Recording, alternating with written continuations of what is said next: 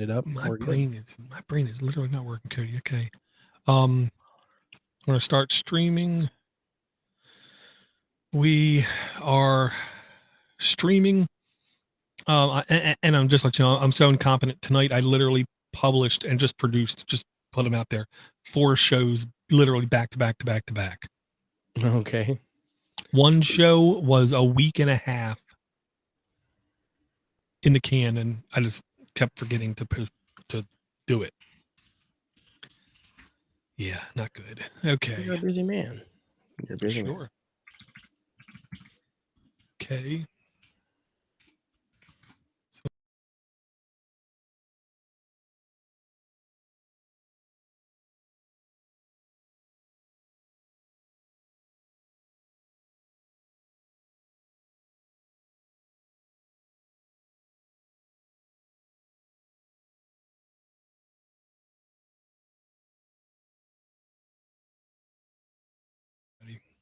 Okay.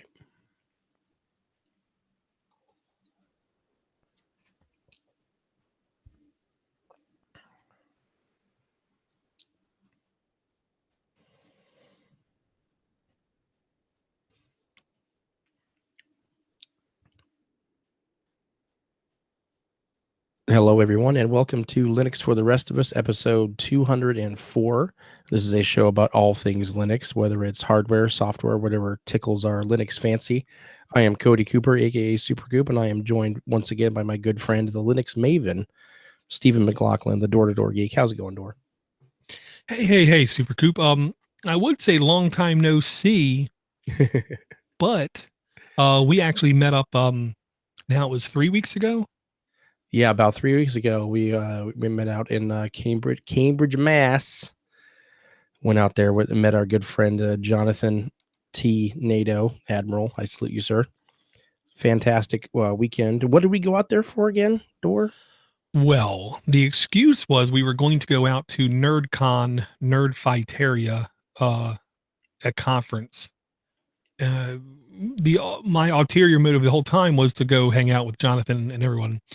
Then when I found out the average age of the person at the conference was like 19, and they were all snowflake-ish, I decided it would be best for my sanity to not go.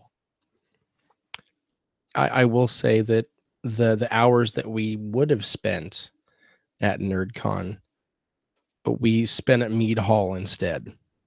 So it was a fair trade.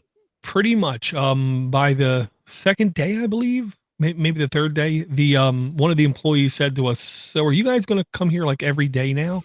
Right. Yeah. When in less than 24 hours the staff knows you as regulars and know what you like, it's a bit telling. I will say though, it was the first time, and I'm glad I experienced this with you, that I waited for a bar to open like first thing in the morning, Yeah. like as if I was waiting for like a launch event. You and I sat out there in front of it, Mead Hall, for about 40 minutes, and then followed these tourists in and went right up to the bar. 11:30 in the morning. You know, got our day started proper.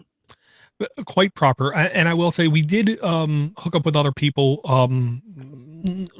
Bottom line, one of the coolest people I've ever met, Bruce Patterson, Bruce from Harvard. He's a Harvard IT guy. He came out for one evening and then for one day.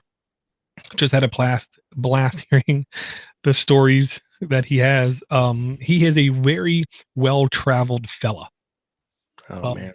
And we also had a Red Hat employee, Andrew, hook up with us, where I could not comprehend the amount of pizza that man ate. Dude, yeah, we went to Pizzeria Regina's, which is honestly the best pizza I've had in my whole life.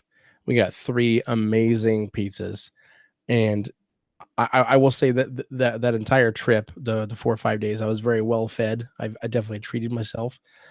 And when I heard we were going to this place, I was like, cool, I'm gonna be able to load up, like be really good. I could only eat one of each, one piece of each. It was just that rich and that good. I didn't want to sour the experience. But yeah, he packed away, was it like 6 or 7 pieces? And these were generously sized pieces too. I believe it was 7, and one piece of this pizza was literally the equivalent to like 3 or 4 other pieces of pizza. This pizza was so It was big. yeah, loaded. It wasn't that Chicago style pizza. It's definitely a more New York style. Mm-hmm. Just really good. Yeah, everywhere we went, just nice people, and we had confirmation from multiple people from the city. There's no such thing as good chowder in Right. Boston or Cambridge, which blew my mind, because if you come to Baltimore, you can get good crabs in Baltimore. If you go to Texas, you can get good brisket. You know, if you go to Chicago, you can get deep dish pizza. Yet, if you go to the place where I think of when I think of chowder, they said it was nowhere to be found. Right. And we were in New England. Yeah. And yet, yeah. I mean, we were told of some great places, little holes in the wall, which is, of course, where you find really good food anyway. But I didn't want to, forego the hour-long or 2-hour-long, round trip just for a bowl of chowder. Maybe that was the biggest mistake I made while I was out there. I'm going to say no. The biggest mistake was believing I could get in the back of an Uber without incident or whatever the ride sharing thing was. My legs just for some reason decided today's the day my calves are going to be rock solid and cramp up right. Everything I did. You definitely earned the moniker Old Man Door while we were out there. I don't know. I mean, at this point, anybody that's been in a major city has probably tried, an Uber or a Lyft, and I'm done quite a few over the last few years. But there are those awkward moments in life that you just can't understand how awkward they are until you experience it. But we were doing this ride share, and I'm sure that there's Linux somewhere in his like GPS navigation system, so this counts as a Linux story. He rolls up to pick us up. There's already another passenger in the car because like we're getting dropped off on the way to his destination. I hop in the front seat, and Door literally took probably 4 to 5 minutes to finally get in the back seat of the car because his legs kept cramping up. But all 3 of us are just sitting there in the car going, "Okay, this is happening." And I look back. I'm like, "Hey, you doing all right?" He's like, "No." He's shaking his head, rubbing his legs. His beyond pale legs. Yeah. It's yeah. It was really bad. The whole weekend, my legs just hurt, and I don't know why. It wasn't for the plane trip. The plane trip was only an hour long, so it couldn't have been that. I just have to believe it was just timing, and everything else just went bad. We did meet Jonathan later that day.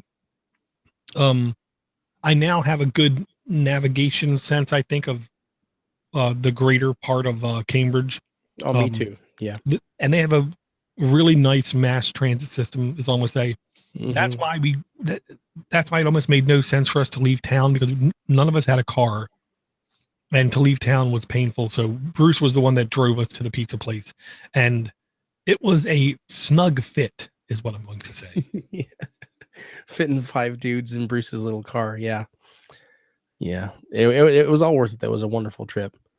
I will say though, our one outstanding Linux adventure while we were out there though was trying to install something in any distro on Jonathan's Asus laptop, which well, here's the painful thing.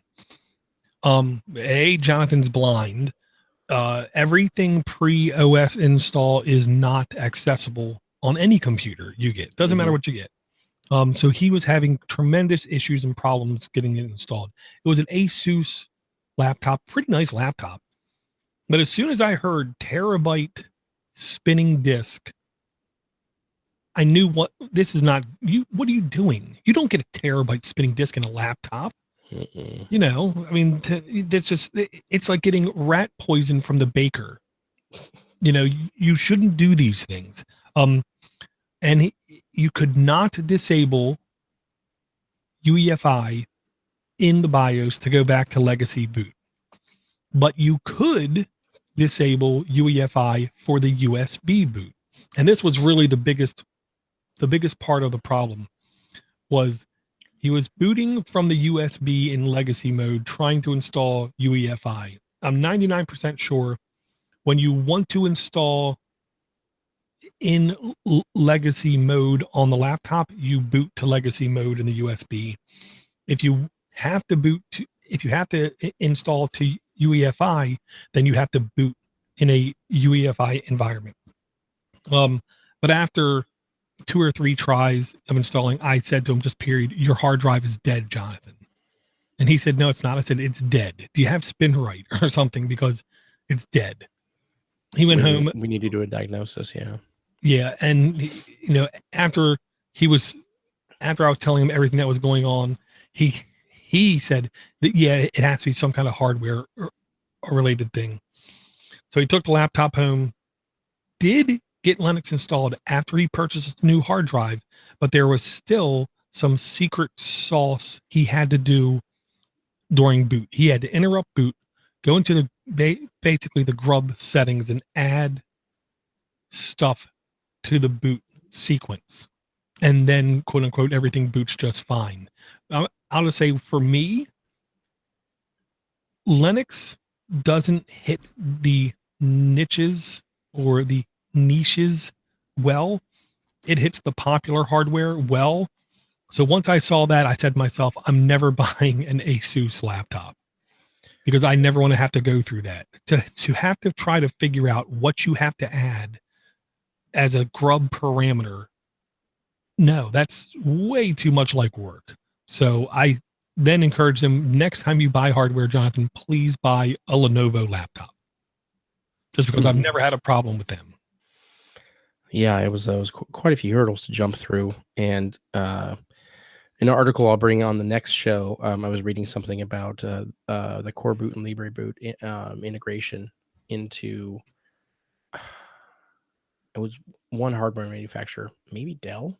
I don't remember. Anyway, I can't honestly speak to it, but when I read that, just as I came back from the trip, I thought, okay, well, at least we're getting some more options here, which is nice. But yeah, just going through it as a normal sighted person, or a sighty, as Jonathan would affectionately call me, was difficult enough. But yeah, for a person in his situation, it was, I mean, he was literally resorted to using Windows on that laptop, which of course we don't wish upon many people. We don't wish upon anyone, but I'll say this. You, Jonathan, we've all went through this journey, this trip to our own personal Mecca, if you will, of we don't want to use Windows, but we can't always get what you want. Mm-hmm. But if you try sometimes, you just might get what you need. Right. So we're not going to ever preach to anyone again about you're dumb for using Windows. Why are you using Windows? You shouldn't be using Windows kind of thing. You should use whatever the hell makes you happy, whatever gets your stuff done.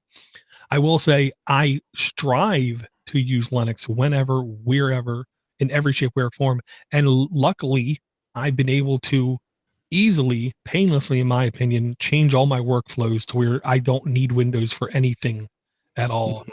And I will say, if you need to listen to Jonathan Adu more, I almost forgot this. You can always check him out on Booknutz, on the Podnutz network. Him and Tracy Holtz every week review audiobooks and have a blast. So if you need to listen to Jonathan more often, which I personally do, I would suggest you subscribe and listen. They try to keep spoilers to a minimum, I'll say. Yeah, it's an excellent review show if you're into reading, or if you like audiobooks and you want to listen along, because they do give you an idea of what they're going to be listening to for review for the next episode. It's kind of like it's basically a micro book club in a podcast with a couple of cool guys. So yeah, I would definitely check it out if that's your thing. Yeah, and I'll say Think Penguin is one of the organizations I honestly have no problem supporting when it comes to companies. We all know even Um, Lenovo has put out hardware that isn't completely accessible or usable with Linux.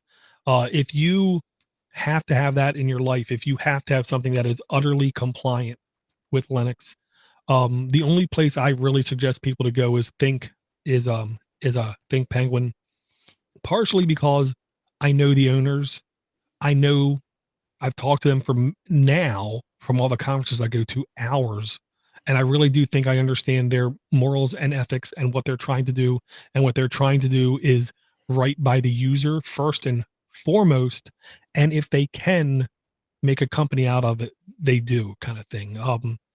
If it turns out all the hardware that they order all of a sudden becomes not user friendly, they're not going to sell any hardware.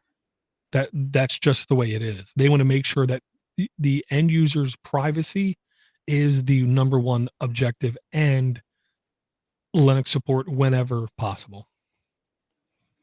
And if you're looking for some new hardware, send an email in to podcast@LinuxForTheRestOfUs.com, and we'll get you a coupon code that you can use to get a little bit of a discount on whatever you may purchase from them. Absolutely. Okay, now the first thing I wanted to bring up really quick, Cody, like I said before, Linux doesn't do good at hitting the niches, whatever, however you want to say it. And I'm suffering from that right now. This first link right here is to a Linux.com article, which Linux.com is, Linux.com. It is how to install and configure Conky. Conky is one of those extremely old yet extremely versatile and robust solutions where you can display dynamic information as your desktop or laptop background wallpaper.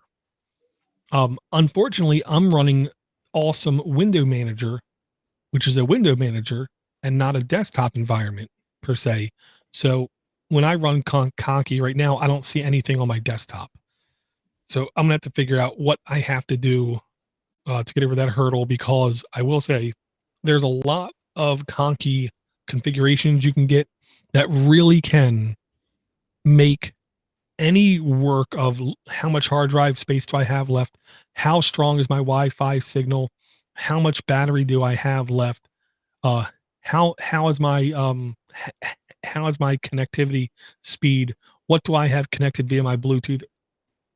Nearly any information you can think of that you can get out of your computer, you can also display as a Conky background.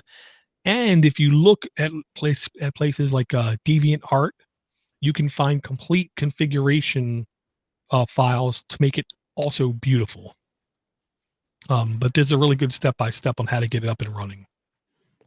And I can't wait to dive into this article, because one of the things that I sort of regret is not being explored as far as the Linux experience for me is the power of Conky, especially since I run multiple machines in my current office, and I'm getting ready to build, a whole new mega rig, which we'll talk about in the near future.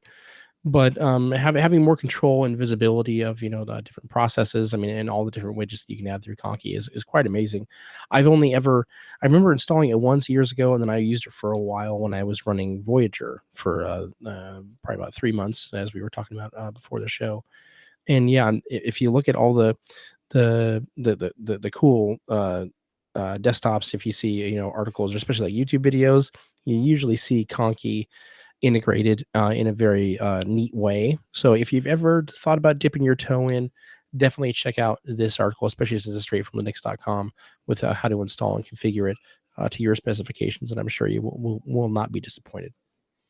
Yeah, it's pretty in-depth. And the one thing I like that they talk about is a lot of us take our devices around, if it's a laptop, we take it to work, we take it to clubs, we take it to maker spaces, we take it home.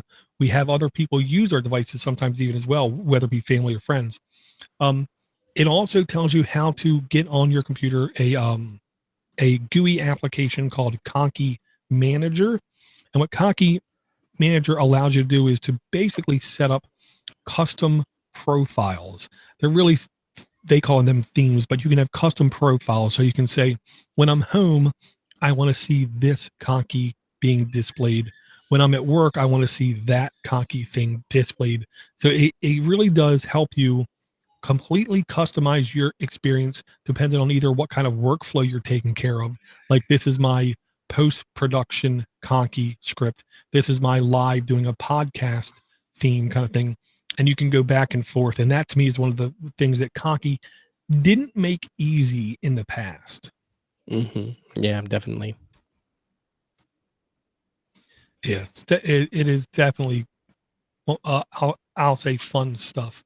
And I'll say, I don't know about you, Cody. I used to be almost an apologist. I used to say, well, I'm on Ubuntu just because it's easy and it works and stuff. Right. So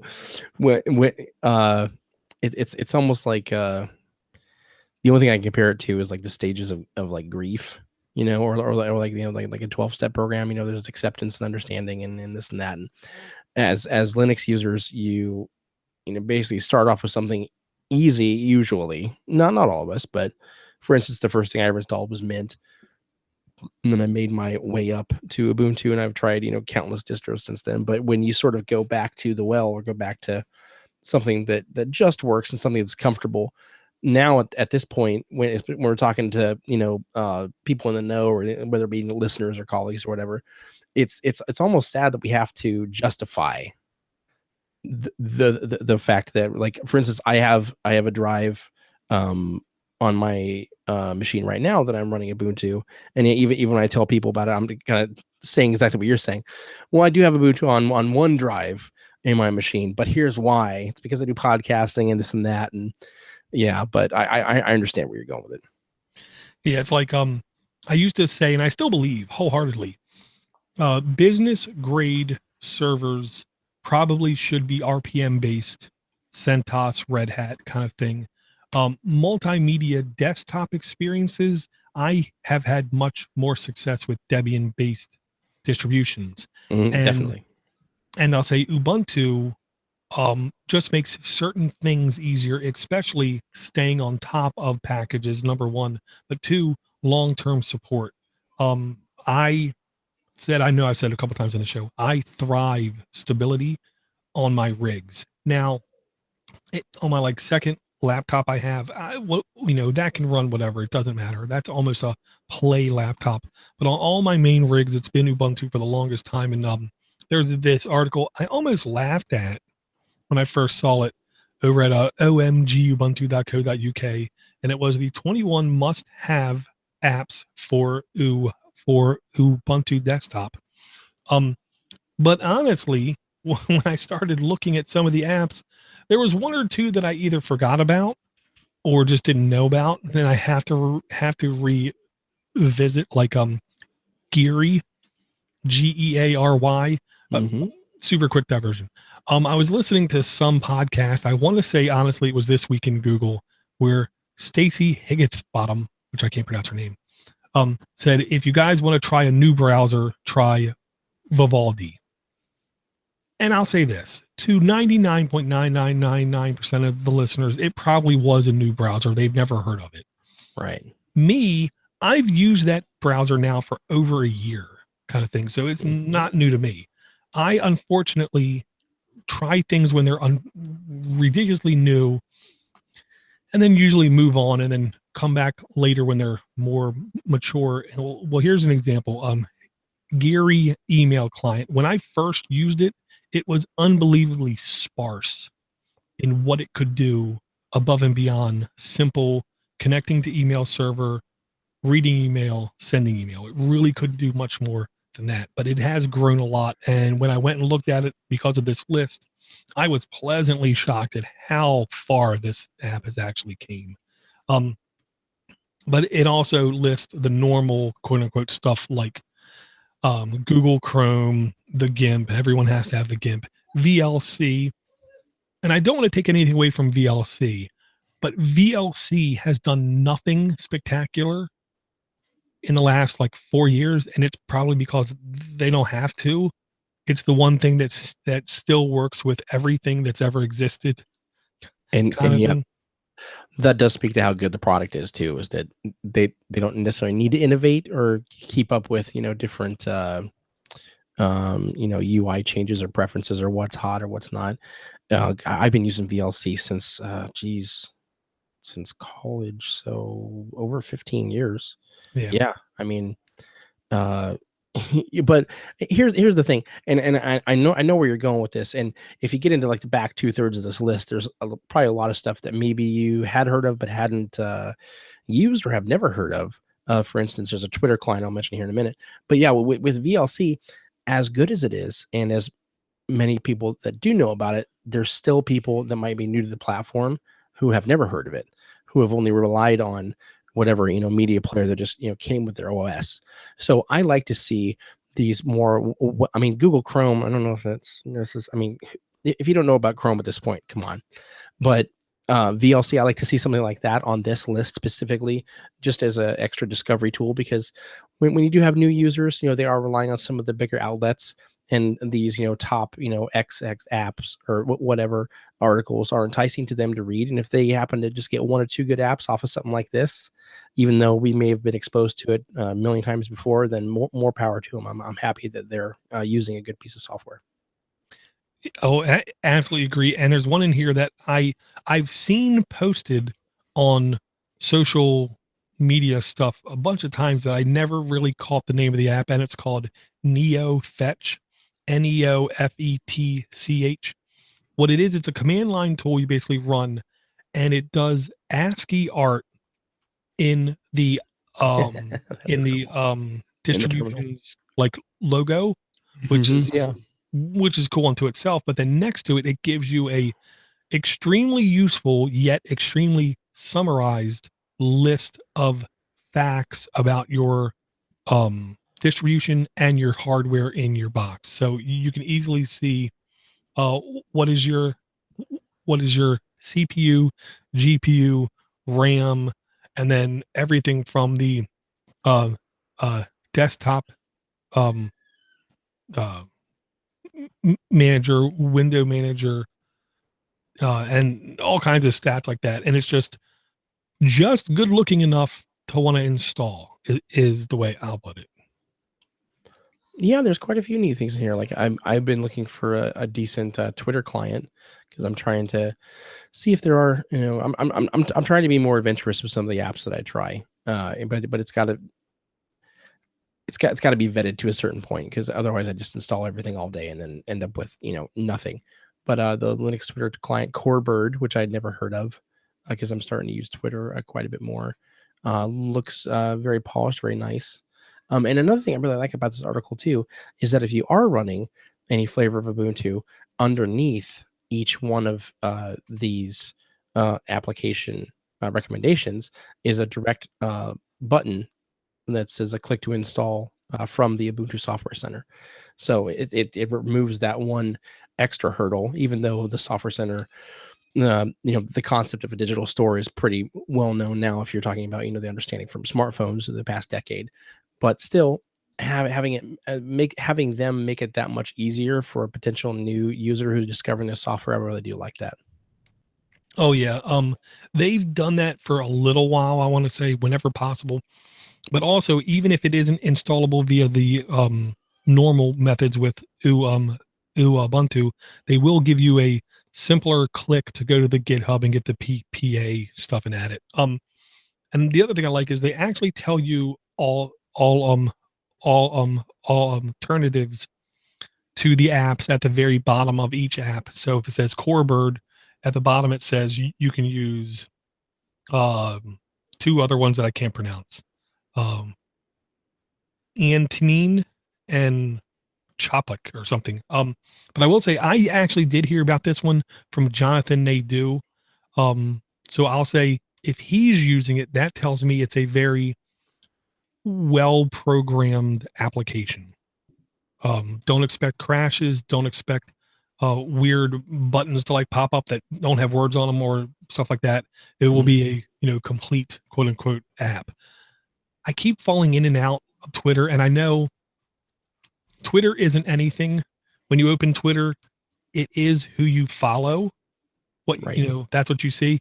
I will say I am seeing a lot of stuff in my other applications. I use Phoenix. I'm not following those people yet. For some reason, they're in my stream, and 80% of them, when I go look at them, I'm not following them. So what do? I block them because I don't want to see them.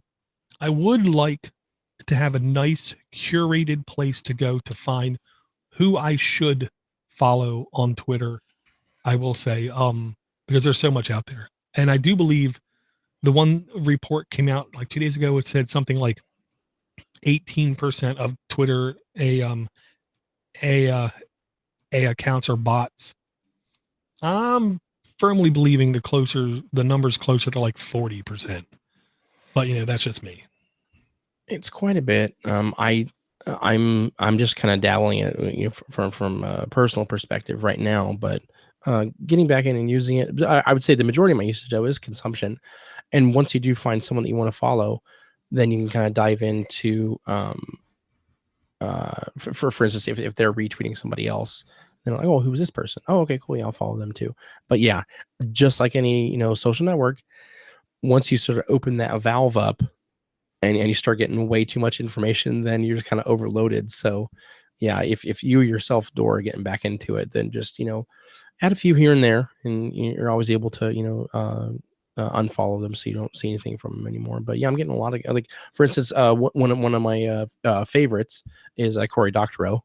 He's one of the ones that I follow because he not only is it topical stuff as far as tech goes, but then he'll also, I think every day or at least a few times a week, also repost an article from this day up to like 10 years ago. So it's kind of cool to see what he has been tweeting over the past few years, and how relevant certain conversations are becoming again, based on how they were when these things were first brought to light. Well, yeah, I'll say, well, then two things. One, we were 2 weeks away in Cambridge from PAX East, where we could have saw a whole bunch of stuff, Switch related stuff, all kinds of penny arcade stuff. But this weekend, I believe, maybe next weekend, Cory Doctorow is speaking at Libre Planet, which is also in Cambridge. So we were like 3 or 4 weeks away from seeing him speak. And I'm pretty sure seeing him speak would have been better than pretty much anything I could have seen at the conference we didn't go to.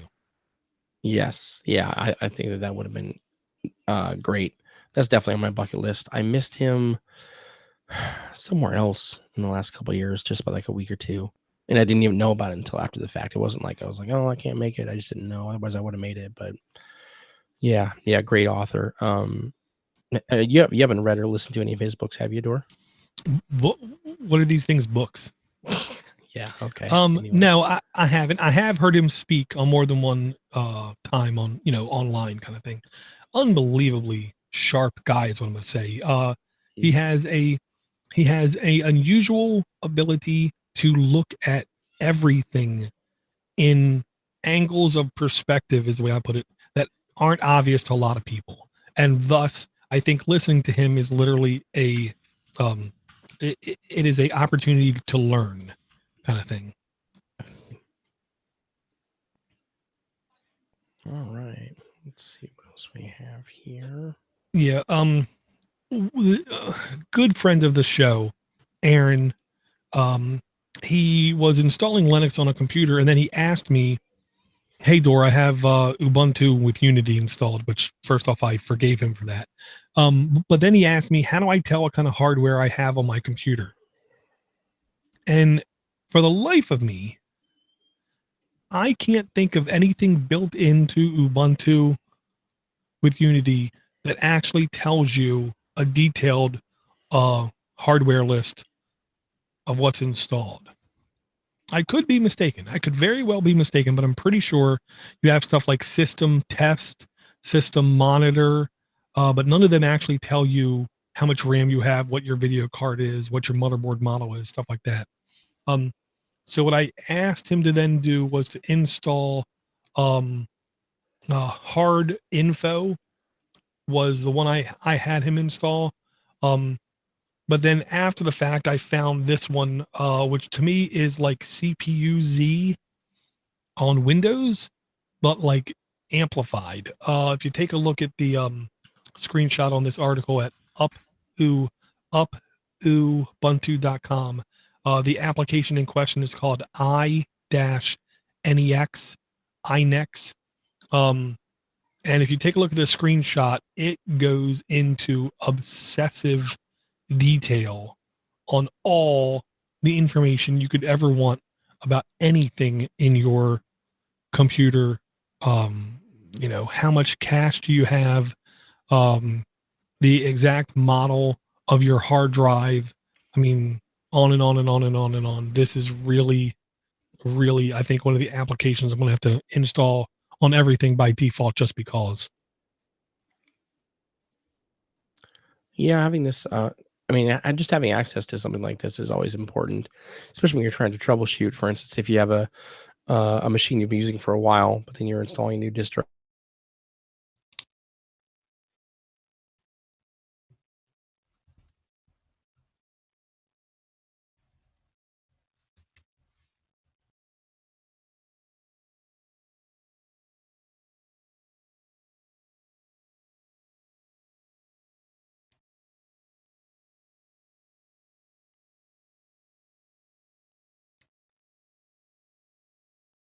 Hey, Cody. I think we lost Cody. We'll go to my Audacity, mark the time, and see if we can bounce back in here. Mark the time. Come back here. This.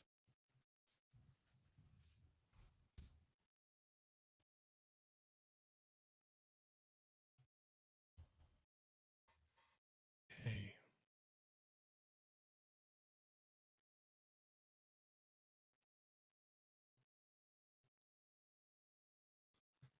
Nope.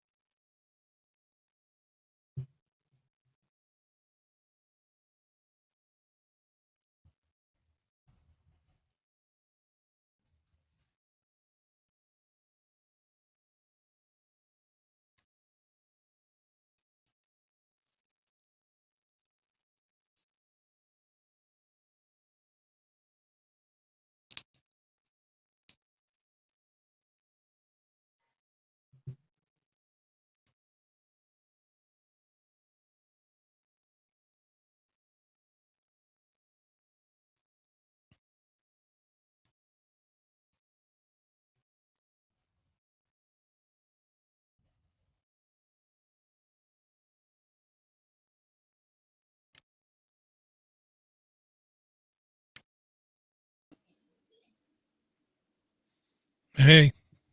Hey, can you hear me okay? Yep. All right. Yeah, my Audacity was running just fine. It was I think I was tempting fate because I was literally talking about, I don't know when I went boom, but I was literally talking about how up to a year ago I was having hardware issues where stuff was crashing, and I was talking about the benefit of knowing the hardware I have so I can investigate it and get new drivers installed. And then I kind of had like this 45-second thing, and I stopped talking. I looked up, and Chrome just said, Oh, snap. I was Gotcha. like, tempting fate. But yeah, I didn't stop recording in Audacity, so that was good. It wasn't an overall machine thing. It was just Chrome. Gotcha. Okay. Well, I'll figure out a way to leave it in. Okay. Yeah. Yeah. I'll say, and here's the whole thing. It's one of those things. I don't know why. If it is in Ubuntu somehow, seriously, somebody send me an email or tell me what I'm missing, because I think I'm obviously missing something. Because everything I would think would have a hardware thing in it, except Ubuntu. I can't find it. I don't know. And here's like a perfect example of stuff that I miss. This next link is it is from no, that's not it. Sorry, I copied the wrong thing. It is from GitHub, and it's called TLDR pages. Okay. Any Linux user that's tried to do things on the command line has undoubtedly came upon a time where they type, man something, and then what gets sent to them is just too much information. It's literally like what it seems like a small book. So if you install this application from GitHub, TLDR, what it does is it basically minimizes the man pages to they basically like their bare essentials is what I get. Mm-hmm. Do you know what TLDR stands for? I don't know. I didn't read it. Oh no, sorry. Too long didn't read. Yeah, there you go. And Joke of the night, ladies and gentlemen. Right, and the main reason I know that is because I literally have a Firefox plugin called, I believe, Too Long Didn't Read, that will basically just show you the contents of the page and not the comments, not the ads, not anything else, just the thing that so you can at least glance over stuff. There you go. Yeah. And there is and it appears like there is some kind of web version for this. If I read it right, but not completely. Yeah. Or try the web client up by the top. So yeah, if you go to TLDR-Ostra, OSTR, oh, sorry, TLDR.OSTERA.io, they have it in web form to where you can type in the command and it will shorten it up for you. Oh, very nice. Okay. Yeah. Very cool. So that's just my, thing. Now the one thing I purposely inserted into this show was this next one, and it's because I'm so vexed on this one, Cody.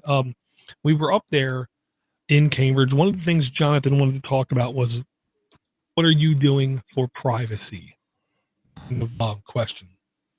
And me personally, and my answer was, and it always is, if there's something I deem as critical private, it's not going on my phone. It's not going on my computer. And he was like, well, what do you mean? I'm like, well, if I plan on killing somebody, I'm not going to, mention it in Hangouts. You're not going to put that in Google Keep. Yeah. It's just not going to be there. So I have zero faith in what I use to be able to keep things private. Thus, I'm never disappointed, if you will. Yeah, of course, there's things I do on my computer that, I have at least some semblance of faith that it's going to stay on my computer. But for the most part, I honestly don't. Almost all the information on all my computers eventually goes public on Podnutz.com. There's not a lot of stuff. I don't keep tax documents on my computer. I don't keep payroll or what, any of that kind of information on any of my computers. So I'm not somebody who feels stressed about that. But when I saw this article, I did get a little stressed. It's an application that's making the rounds. It's called Rambox, Rambox.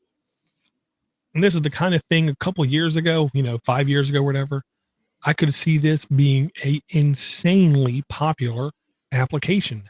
Now, I don't know. I'm not a normal fella. I don't know how normal people now feel about privacy. But what this app promises is 73 communications apps in one interface.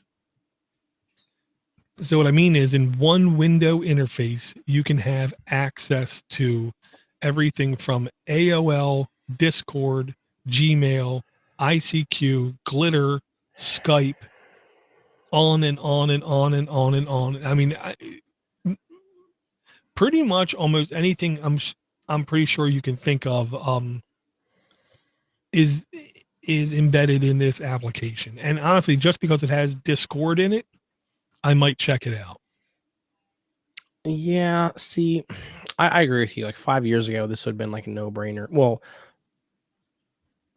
actually, you know what? Aside from Hangouts and Google Talk, I don't honestly use that much messaging stuff online anymore. I mean, you talk about like way back in the day, Instant Messenger, a variety of those apps. ICQ was big because we could also do file transfer, that type of stuff. But I as cool as this is, if I take a step back, if I think about it, let's say you had all 73 of these apps. I mean, all 73 of these web apps, you had accounts for all of them, right? Well, now I would assume to use this app, you essentially need to give them your login credentials and authorize them to use it. Therefore, I see this as just another potential compromising attack vector for getting one of these things or all of them compromised. So personally, I don't like it for that aspect. I mean, I understand the convenience of it on the basic consumer end, but I don't think this is something that I would that I personally would use. I mean, I'm not huge on these kinds of things, and the one thing I don't understand is if you just look for Rambox 73, it's like they don't have a website anywhere. If you just search for Rambox, though, without the number one site is called Rambox.pro, free, open source, and cross-platform messaging. So this must be it. This is it. Okay, because I want to get a complete listing of apps because it even has stuff like WeChat, Slacks, Steam. It says Outlook,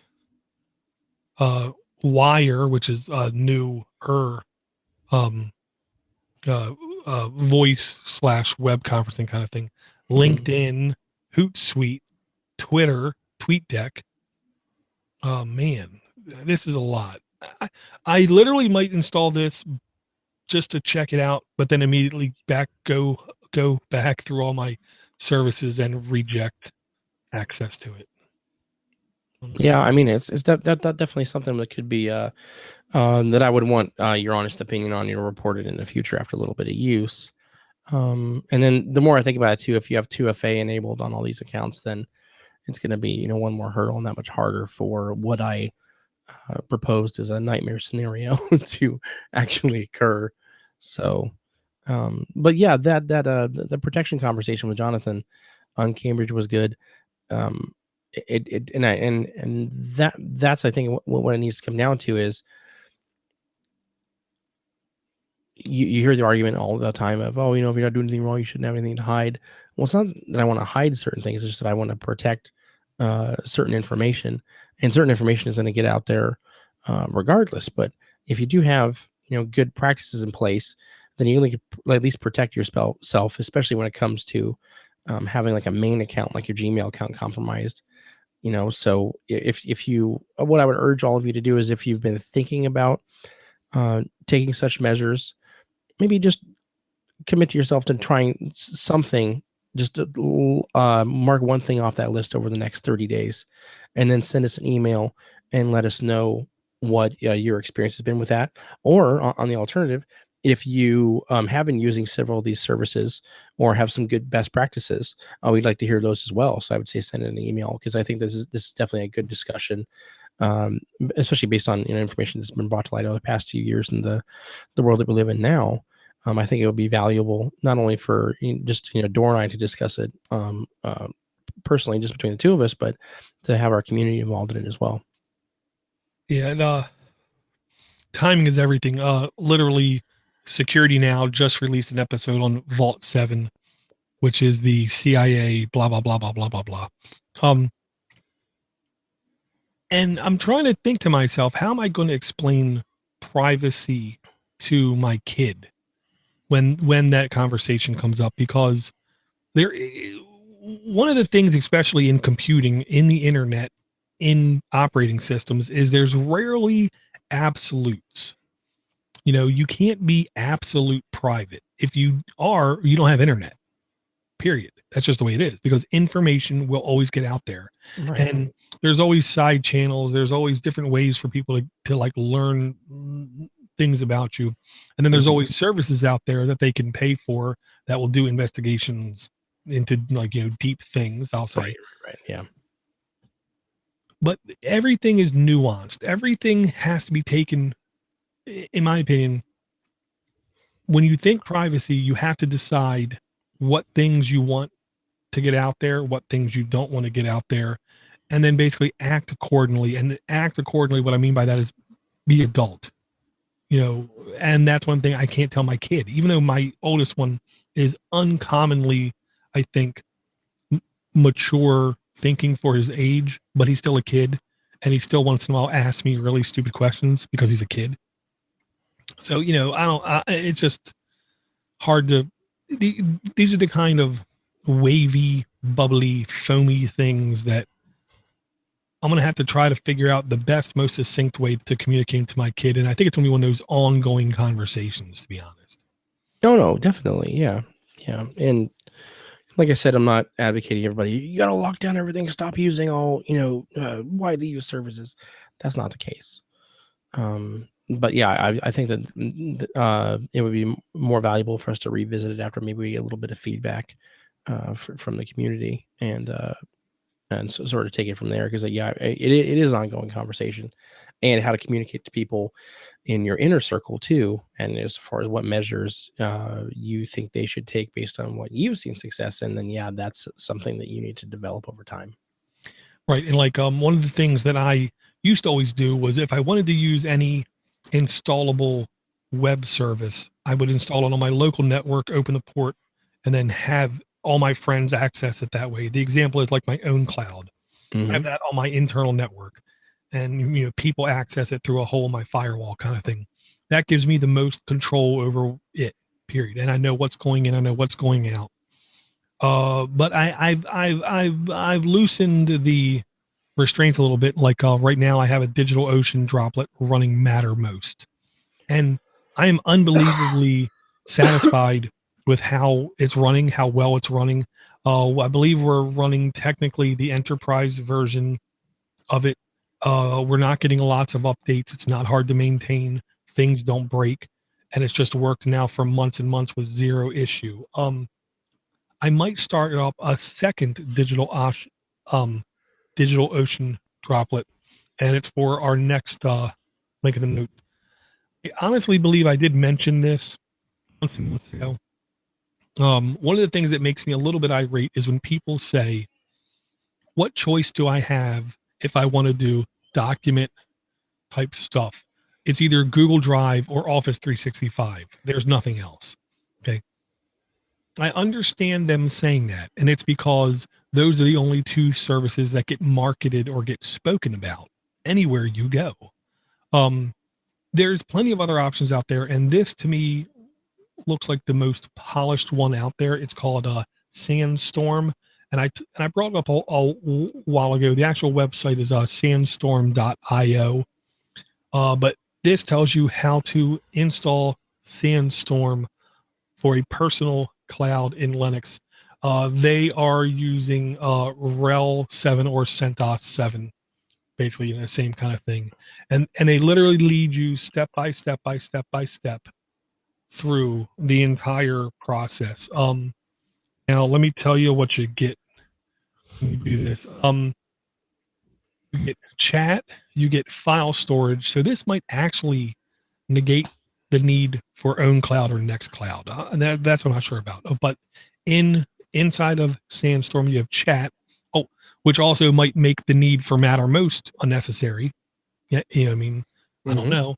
But it has chat, file storage, task and project management, document editing in one online web application. I like the idea of this. Honestly, I like the progress they've made in the last couple months. The website is uncommonly polished, is what I want to say. And I really want this one to keep getting more popular, even if they have a exorbitant amount of animated or cartoon cats on their website. Yeah, this definitely looks interesting. If you're willing to test and spin it up on a virtual server, I will definitely help you test it out, especially when it comes to the collaborative efforts and the chat and stuff. Yeah, unbelievably interesting is what I want to say. It has 68 built-in apps you can install from the Sandstorm marketplace. Everything from Etherpad, Rocket Chat, EtherCalc, Drawl.io, Brainstorm, surveying apps, File Drop apps where you can easily send a link to somebody, tell them it's going to die in 24 hours, upload the file, and you don't have to worry about maintenance with it. It just takes care of it. All kinds of stuff. This is really grown. And Piwik, Piwik. Well, I love that as web analytics tool.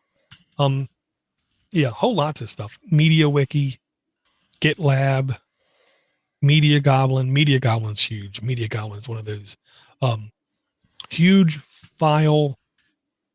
It's one of those huge applications that tries to replicate a lot of the like picture sharing and stuff, video sharing in services like Facebook.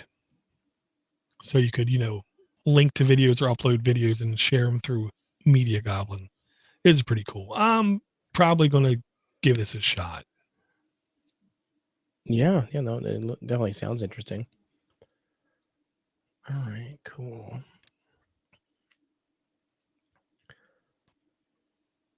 Very cool. So when it comes to the OBS project, is there something new that's been announced, or do you just want to speak about it for a bit?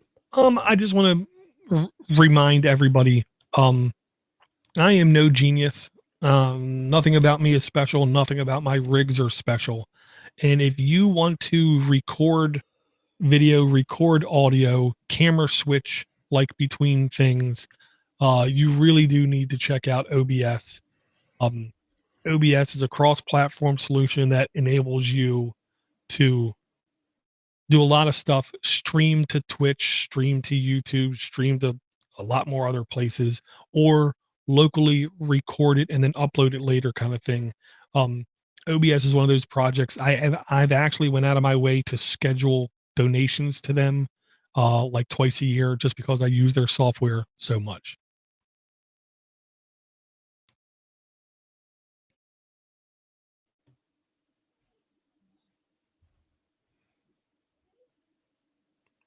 Hello? Yeah, I'm here.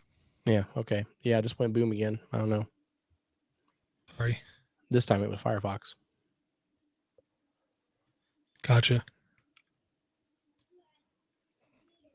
Yeah, I've definitely had browser problems in the past. They come up and every now and then.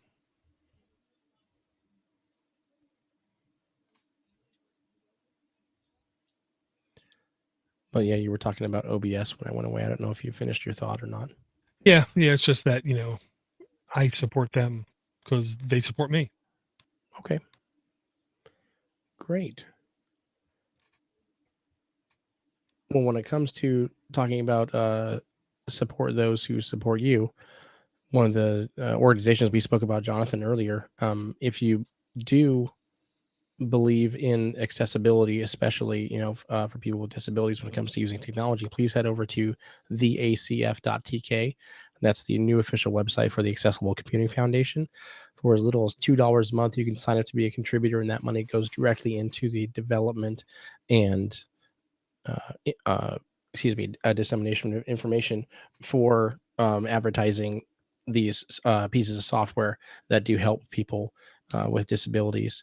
For instance, Sonar, the GNU Linux distribution that is being maintained by Jonathan Nadeau, which is now currently running off of Manjaro, Yes. if I'm not mistaken. We'll be going through some changes soon. So if that's something that you have been recommending to people within your life or who would benefit from it, definitely check out the website for some updates that have happened recently and are going to be happening over the next several months. I've been personally contributing to the ACF for probably 4 years now. And every time I see that little deduction from PayPal come through my email notification, I always know that money is going to a good cause to put technology into the hands of these people who would otherwise be left behind. So I would urge you to take a peek and see if there's something that you can do to also contribute, whether it's financial or not. And then don't forget, if you want to send us a voicemail, please call 7076-PODNA. That is 707-676-3688.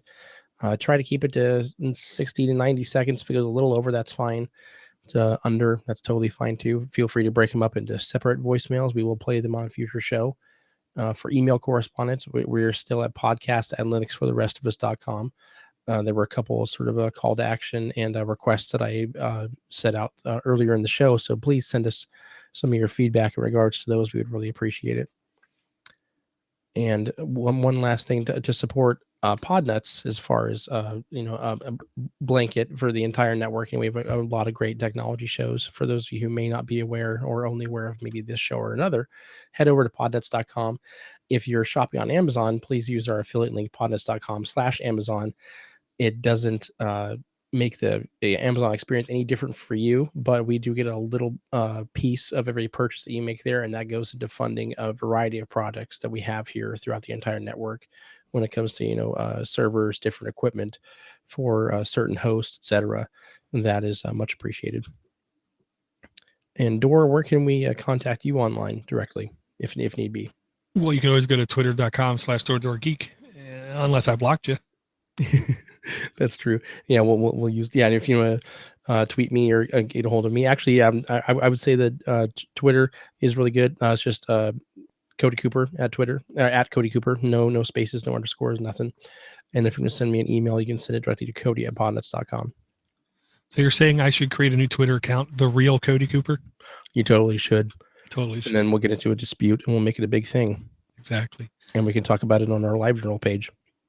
Yeah. I just want to encourage people, thanks for the download. Thanks for the support. Thanks for all the tweets and everyone helping publicize these shows. But I also encourage people once in a while, go back to podnutz.com and look at all the shows.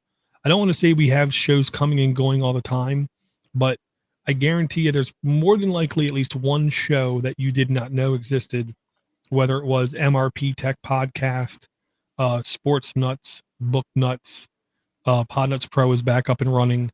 Geeksters is also back up and running. So I encourage people, go check out the website every now and then at least and just look at what shows are available. And I'll say, if you're the kind of person that doesn't care and just want to subscribe to everything, there is a RSS feed for everything Podnutz in one RSS file feed. If you want to know what that feed is, just shoot me an email and I'll give it to you. Fantastic.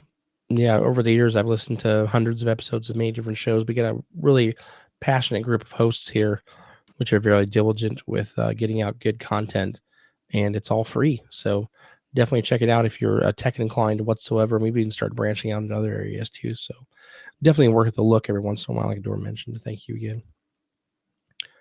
Well, once again, thank you very much for listening. We will be back shortly with another episode, and please do not forget that Linux is not just for the rest of us, it is for all of us.